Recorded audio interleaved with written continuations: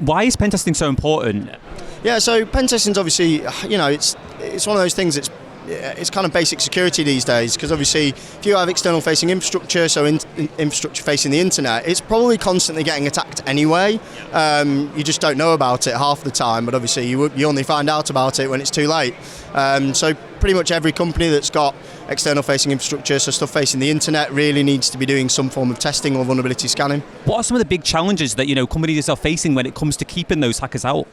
Yeah, so obviously I think there's loads of stats out around the amount of CVEs that are coming out. So CVEs are exploits basically, so they're then publicly available. So the more exploits come out, the more patches come out, the more often you've got to keep on top of your cybersecurity, because otherwise, you will get hit with something. And it is just becoming more and more prevalent everywhere, as I say, with these exploits that are coming out, and there's more software out there, there's more software as a service solutions, there's kind of all sorts, and it just, yeah, it's pretty scary out there sometimes.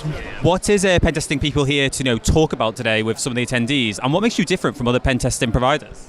Yeah, so what makes us different from other pen testing providers is we're really trying to simplify the process. So we do everything through our SecurePortal, and we offer pen testing as a service through our SecurePortal. And what that is about making sure that everything's in one place and really kind of cutting down the time that it takes you actually to fix these vulnerabilities, because we can find a load of stuff, but obviously sometimes you might have teams that either don't know what they're doing or are really low on resource, and what we do through SecurePortal is just really try and make that a lot easier for you. So we integrate with things like Jira, so ticketing systems, and we're also here to talk about our incident response service as well, which is recently launched.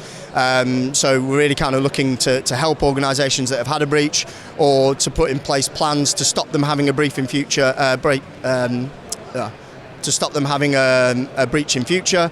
And we also run NCSC CIE accredited tabletop exercises, so that's cyber incident exercise, and we come in, talk to your board, talk to your teams, and we actually run kind of live play exercises, so we simulate a breach so that your plan is going to work in case you do have a breach.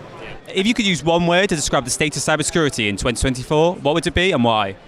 It's an interesting question actually. I'd probably say there's a lot of kind of fear out there, which is quite, probably unnecessary to a degree. A lot of people are really worried about AI, a lot of people are really worried about quantum computing and all that sort of stuff. And I would say for the most part, it's probably not going to affect most companies. You look at your big companies with nation state actors looking to try and get into them. For most companies, it's kind of keep calm and carry on, do what you keep doing, good cyber hygiene.